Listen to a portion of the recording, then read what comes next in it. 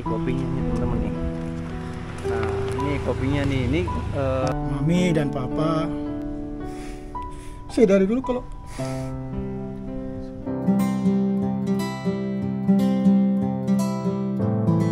Assalamualaikum warahmatullahi wabarakatuh. Halo teman-teman dimanapun kalian berada, semoga kalian sehat-sehat selalu dan dimudahkan segala urusannya. Oke teman-teman, jadi pada siang hari ini saya kembali lagi ke rumahnya Pak Iwit teman-teman.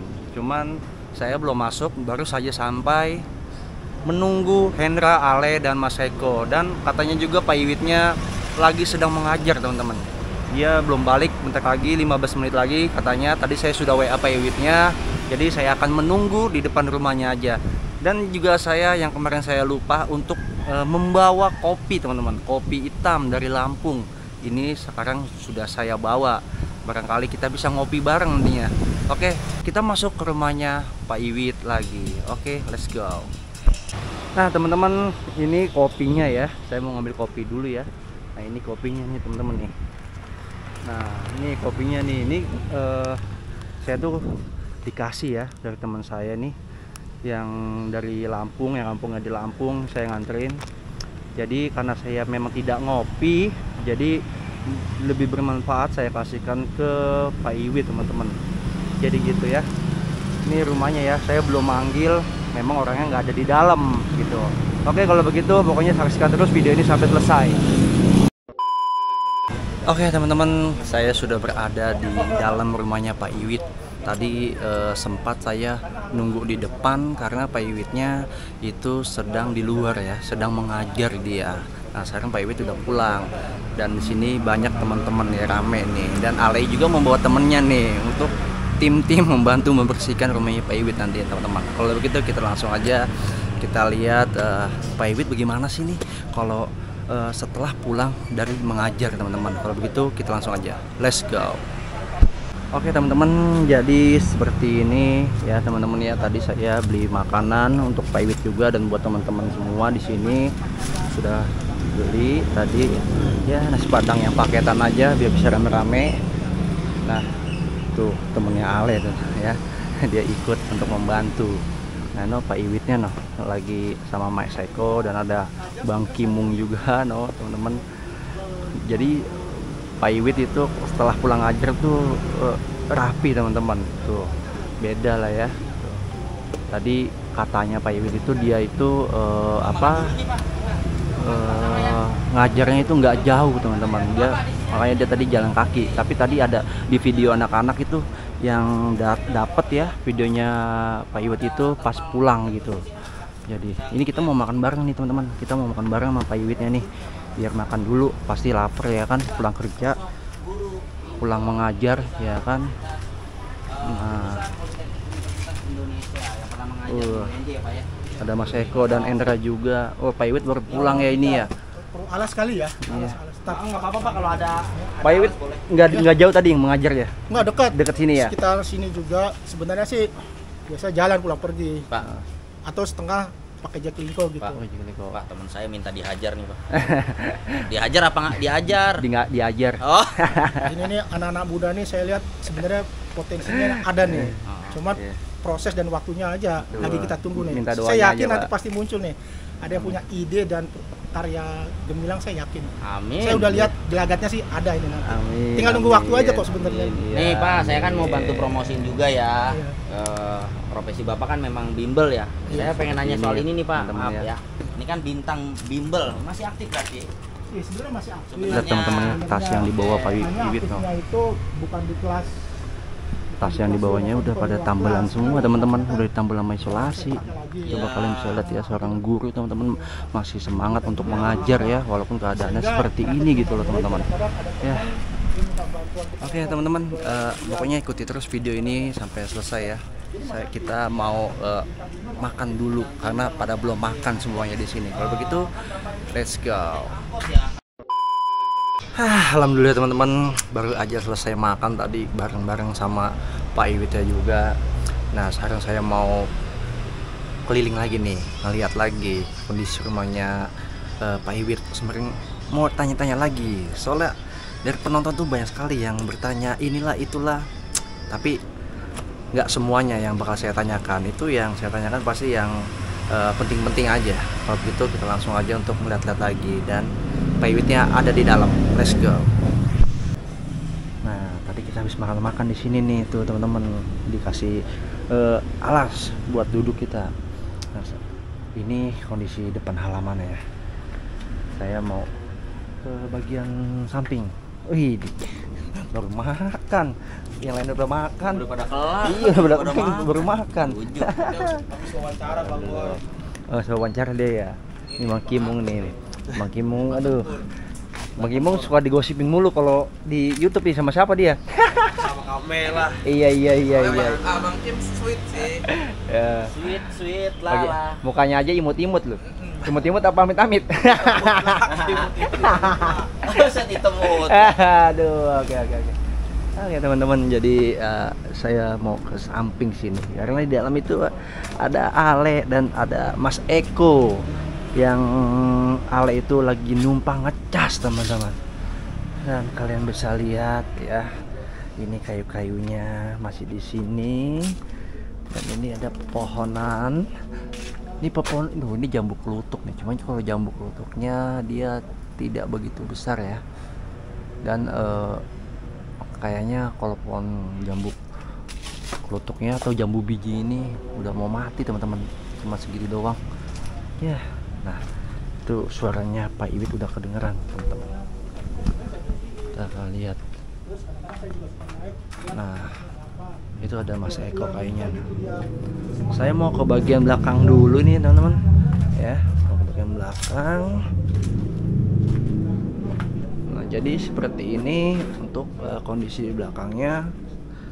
Ini ada bekas mesin cuci yang sudah rusak teman.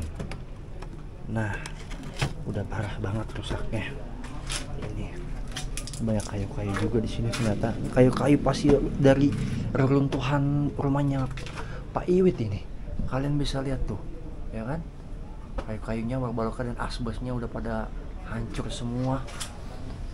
Kena apa namanya, batang-batang pohon. Ini pohon mangga ini yang berada di belakang rumahnya Pak Iwit ini. Ini adalah kloset. Oke, kalau begitu coba saya akan masuk ke dalam rumahnya teman-teman.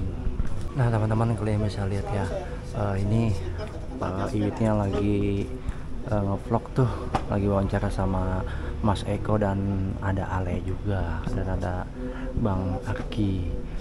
Saya lagi di samping ini teman-teman, kalian bisa lihat ya, itu untuk kayu-kayunya dan genteng-gentengnya itu udah pada rusak, udah pada hancur semua, kemakan terayap kayunya. Jadi ini pasti sewaktu-waktu ini kalau ada hujan terus menerus dan angin ini pasti bisa rubuh nih teman-teman. Dan nantinya bakal kayu lagi.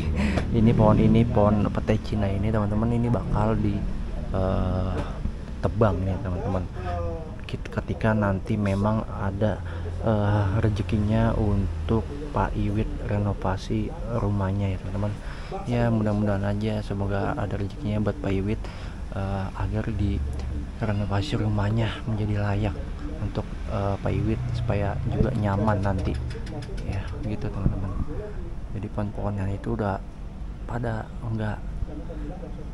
udah banyak yang nggak jelas gitu, pohon-pohonnya udah ada yang mati, ranting pohonnya udah pada yang jatuh-jatuhan. Jadi ya begitulah teman-teman. Ini saya mau masuk, cuman Pak Iwitnya masih ada di dalam lagi wawancara dengan tapi cobalah saya untuk dalam ya teman-teman. Satu lagi nih Pak Iwit, pertanyaan dari Eko. Saya tahu dari Pak Iwit sendiri bahwa sudah 8 tahun hidup sendiri. Perasaan Pak Iwit gimana? Ya sebenarnya kalau memang dikatakan tinggal sendiri apalagi 8 tahun, ya pertama perasaannya gimana? Ya perasaannya sebenarnya nggak enak lah ya, nggak enak. Terus ya sedih apa? Ya sedih pastilah ya. Nggak ada teman ngobrol, nggak ada yang lain-lainnya gitu, apalagi kalau terjadi apa-apa sama kita kan. Tapi mau diapain lagi, mau gimana lagi, ya keadaannya memang udah begini ya, sementara kita lagi jalanin ya berusaha lah, mudah-mudahan tidak sendiri lagi, itu aja. Betul. Tapi satu nih, ada pertanyaan dari Ali. Setelah kita kan beberapa hari kan datang ke rumah Bapak nih Pak. Setelah kita datang terus pulang, perasaan Bapak gimana Pak? Oh, perasaan seneng lah. Iya. Karena ternyata ada 3 lagi pokoknya. Tetap pertama, saya pokoknya kalau ada orang baru tuh saya suka ketemu orang baru. Ini kan baru kenal kita ya, jadi teman baru. Apalagi jumlahnya banyak, saya semakin senang karena kita bisa share ngobrol, ya syukur-syukur bisa saling bermanfaat apa yang bisa kita kerjasamakan atau kita saling bantu-membantu. Itu pertama, satu ya. Seneng lah gitu ya. Terus kedua, saya nggak nyangka ternyata ini muda-muda nih. Saya tadinya menyangka usia-usia kepala 4, ternyata kepala 3, kepala 2. Wah, ini muda-muda banget. Berarti prospeknya masih bagus sekali nih sebenarnya. Masih panjang ininya perjalanannya. Saya yakin suatu saat nih pasti ada yang salah satu karyanya cemerlang, saya yakin. Tinggal nunggu waktu aja ini. Jadi itu karena saya nggak nyangka nih, ini muda-muda ya, generasi muda lah gitu kan. Mudah-mudahan ya benar apa yang saya duga. Suatu saat pasti diantaranya ada yang menghasilkan karya cemerlang ini. Tapi yang lain mudah-mudahan sih bisa meningkatkan terus konten YouTube ya. Kan saya lihat kayaknya YouTuber semua nih. Konten YouTube-nya supaya tambah banyak audiens atau pemirsanya, semakin meningkat kualitas konten dan tayangannya gitu ya. Untuk ini nih teman-teman ini. Itu yang kedua. Jadi pertama senang, kedua nggak nyangka muda-muda ini, dan ketiga saya dibantu viral ini. Dibantu viral sama teman-teman yang muda-muda ini, yang YouTuber potensial ini, dibantu viral ke pemirsa lain, ke teman-teman lain, ke calon donatur atau donatur lain. Saya sangat senang sekali gitu loh. Ya mudah-mudahan sih sebenarnya semuanya bisa bermanfaat, terutama ya saya juga menerima manfaat banyak dari teman-teman semuanya. Donatur juga, calon donatur juga, pemirsa yang hadir sekarang ini juga gitu ya. Saya berharap seperti itu, dan yang paling penting semoga semuanya benar-benar apa yang dilakukan itu ya dalam rangka menjalankan peduli, tapi ininya penting menjalankan aktivitas agama masing-masing gitu loh. Karena itu nanti di mata Tuhan kita masuk dalam istilahnya mematuhi Tuhan itu. Kalau sudah mematuhi Tuhan itu kan kita istilahnya tidak jalan sendirian gitu. Kita nggak jalan sendirian. Itu aja sebenarnya. Usaha dan doa adalah kesatuan. Ya, memang kita harus berusaha maksimal. Tapi kan akhir-akhirnya kita berdoa dan minta bantuan, pertolongan, perlindungan. Istilahnya tawakal ya, berserah diri kepada yang Maha Kuasa. Itu ya. Kira-kira. Dan mudah-mudahan apa yang diharapkan kita semua untuk kehidupan Pak Iwit yang lebih layak bisa berjalan lancar. Amin, mudah-mudahan. Oke. Jadi satu katanya adalah satu katanya itu adalah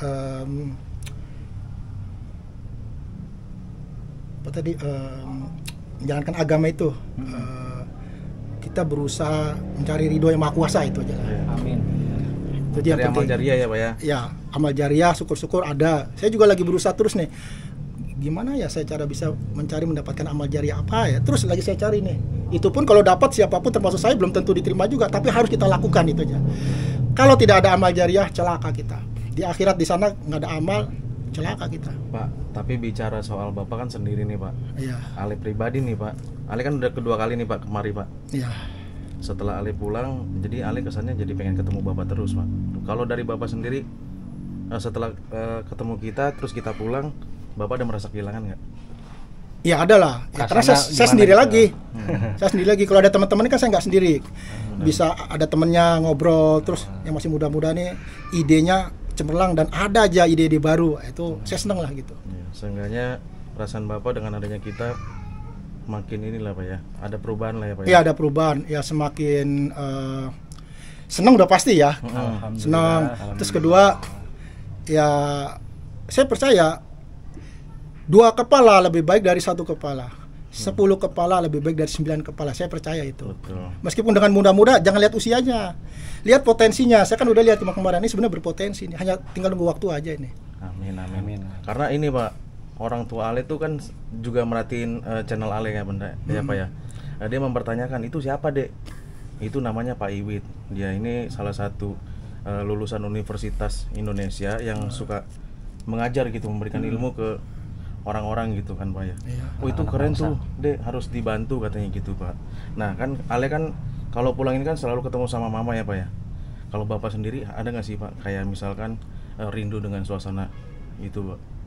Rindu dengan orang tua. Ya, iya. ya pasti. Pasti ya. Pasti sebenarnya kalau saya nggak ada kesibukan lain ya, saya selalu ingatnya tuh rindu sama ibu. Ya, orang tua udah jelas, tapi lebih ke ibu karena saya dari kecil dulu tuh dekatnya ke ibu. Bahkan setelah 5 tahun, kan ibu saya meninggal sudah 5 tahun lalu ya. Iya. Begitu 1 tahun, 2 tahun, 3 tahun, 4 tahun, bahkan 5 tahun sudah berlalu. Saya kalau nggak ada kesibukan lain, saya teringat ke ibu. Saya kembali nangis bombay. Kayak kemarin begitu diingatkan kembali sama ibu, saya nggak bisa nahan itu. Saya pasti nangis bombay karena saya sayang sekali sama ibu saya dan dekat sekali. Karena saya menyesal belum sempat membahagiakan dan membuat tersenyum orang tua, terutama ibu saya. Itu aja. Dan saya kasihan dengan kondisi mereka. Waktu kecil saya dianggap badung, bandel, tak gimana. Ya sebenarnya karena anak-anak kan nggak ngerti apa-apa. Terkesannya badung. Saya juga menyesali sebenarnya kenapa saya dulu dibilang badung apa enggak gitu, terus nggak dengar orang tua. Itu aja saya nyesel. Ya sebenarnya saya ya sayang sih sama orang tua, sama mereka gitu. Pesan apa, Pak, dan doa apa harapan Bapak terakhir untuk ibu, Pak? Ya sebenarnya ya kembali tiga hal lagi. Pertama, ya saya selalu mengirimkan, memanjatkan doa ya, mudah-mudahan sih sama yang Maha Kuasa diijabah. Itu kan ada doanya tuh. Robbik firli wali walidayya warhamhuma kama rabbayani shaghira gitu kan. Saya rasa semua udah tahu itu pertama, satu. Yang kedua, yang mudah-mudahan orang tua saya, terutama ibu saya juga bapak saya gitu kan. Ya di sananya itu diampuni segala dosanya, diterima segala amal ibadahnya, dan diterima di sisi Allah yang Maha Kuasa, di sisinya yang baik, yang ditempatkan di surga Firdaus. Itulah harapan dan doa saya untuk orang tua. Lalu yang ketiga, ya saya selalu berusaha apabila saya ada kesempatan ngaji atau baca doa atau misalnya ada rezeki gitu, saya sumbang atau infak atau sedekah atau apa, saya niatkan untuk kedua orang tua saya. Tiga itulah. Seandainya di layar kamera ini mata orang tua Bapak, kira-kira ada kata terakhir nggak untuk Bapak ucapkan gitu? Ya ada lah ya. Saya selalu manggil ibu saya mami ya, bapak saya papa gitu mami, ya. Mami papa ya. Mami dan papa. Saya dari dulu kalau udah gitu saya pasti menangis. Karena memang orang tua itu menyentuh banget. Mami dan papa, ketahuilah. Kemarin juga ditanya gini, saya nangis lah. Bahwasanya Wit selama ini sebenarnya sayang sama mami sama papa. Maafin kalau dulu Wit dianggap bandel, nggak mau denger nasihat mami sama papa. Karena waktu itu masih kecil, nggak ngerti apa-apa sebenarnya. Justru setelah udah ngerti, udah dewasa tuh justru menyesali gitu. Kenapa dulu nggak nurut sama mami sama papa, bahkan dikatakan bandel gitu ya. Ya sebenarnya dulu tuh karena nggak ngerti apa-apa, masih kecil kita. Jadi mohon dimaafkan dan ketahui, dan semoga mami sama papa di sana ditempatkan oleh Allah di tempat yang baik, yang layak di surga Firdaus. Semoga mami sama papa di sana diampuni segala dosanya dan diampuni.